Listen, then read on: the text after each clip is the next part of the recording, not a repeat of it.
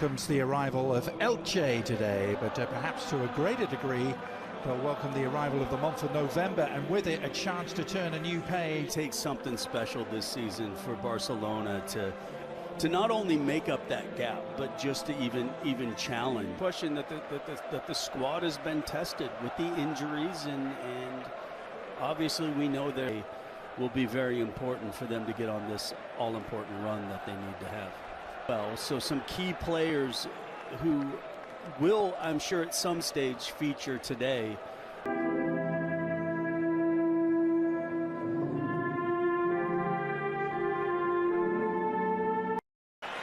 be very keen to make it fine. A comfortable first touch of the ball for Elche CF, who, like we just saw in the counterattack, is exactly what Elche are looking. They're still going to be some situations. Frankie de Jong on the end of it. A bit of a lackadaisical final effort from the Dutchman after great work from Yamal. Frankie de Jong still coming up with this match. I think they have Real Madrid coming up as well in the form, both scoring and providing assists. Carrying it while the flag did ultimately come up. Again, one of those delayed flags. When the other side is in possession. But you mentioned Fabus a couple times, and I think what's really important.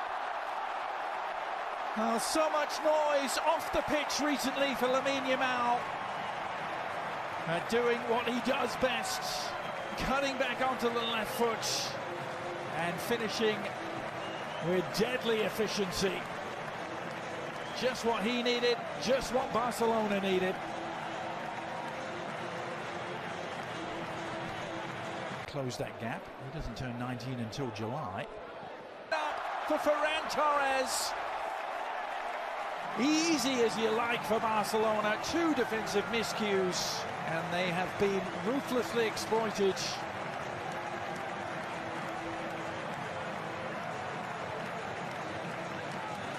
Yeah, I think this one, Adrian, was a little more unfortunate than just a poor giveaway. Has reached the 50-goal mark in his Barcelona career with how comfortable Real Madrid beat Valencia yesterday. That Iñaki Peña claimed that unchallenged.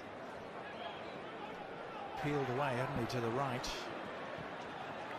Those two, both new arrivals, have been spearheading the Elche attack. Rafa, no problems posed for Szczesny. Yeah, where that's really key for the goalkeepers. Peña, who had started the season, hadn't he, for Barcelona in the absence of Ter Stegen. When you've had criticism, when maybe you said something dumb in the press as well, just goes press every week. Yeah. Not Marcus Rashford much, but they will set up for take two from the corner. Hunting down his own rebound.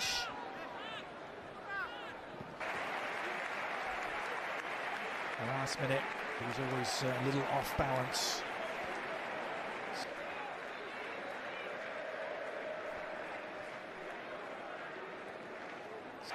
Another corner, nope. Last touch off Yamal, much to hit. Of the experienced players and the elder statesmen, for a decision, and he's going to get it. But this is also kind of a mark of a good side as well. And things like that just show the mark of a very good. Going to get there. Fernandez Mercado sold to New York City FC in MLS for some $10 million. Why? Yeah, everything. I mean, good strike, but it just took too long to develop, and I felt, as we saw in that initial. Bend it. With the right foot, couldn't quite get enough curl. Cleared straight back to him. It's been caught again, and plenty in the crowd thinking that was worthy of it. The last-minute deflection, taking it over the bar.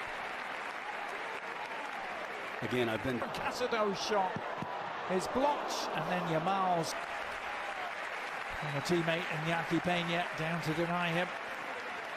I don't know if you're necessarily letting them, because you might be thinking you're trying. So that's the last home game for the interesting looking cross. And again, why they haven't scored off. Scoring! It's Rafa Mir who's done it. Rafa Mir reducing the arrears, and Elche are back in business in Barcelona. And it comes at the ideal time, just before the break. 2 goals off of mistakes, and then I thought Barcelona kind of took a little bit off. Scramble clear. Ferran Torres was suddenly in acres of space, slap bang in the middle of the penalty. It's going to go against our Uho. Again, I just don't know how Elche thinks that they can allow. Some players seem to defy the odds. That man, Rafa Mir, who scored with Elche's only shot of that first 45 minutes. And it's the visitors who have made the one change at the start of the second half. Federico and our good friend Alejandro Moreno. What a start that would have been to the second half. Yeah, I'm a little... Mendoza, the substitute, has just come on. The distance to Riedic. His clearance goes from one keeper to the other. And Robert Udne got it right that time with the sliding intervention. Alvaro Nunez near post area, getting it clear.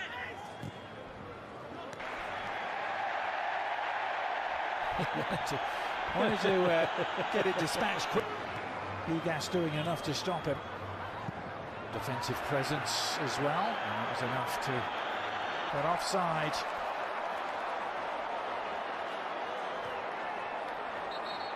Behind them, also trying to avoid back-to-back defeat. 2-0 up. So yeah, there's a lot of a shooting alley. His effort cannoning into a defender falls for Yamal, who goes outside this time. Could actually hit his own man potentially. We'll see on the angle from which he scored, almost the same sort of finish. And Eder Sarabia loving what he has to recognize. He has to recognize when, yes, it's the right. Elche even got as much of a point here. It was over a decade ago. If you go back to May of 24. Win 2 or 3 in a row to get yourself out of the relegation zone. So they've put themselves in a great position. Can't quite believe the decision has gone against them here. What a finish! Marcus Rashford is loving life in Barcelona.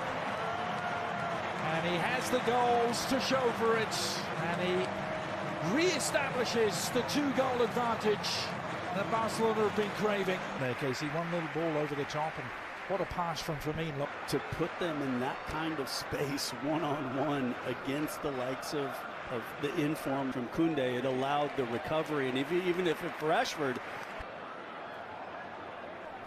Elche arrived here having only conceded 10 times. It struck again. Second time they've hit it in the second half. And Frankie de Jong was the immovable object in his path. But it will be... It's showing that he can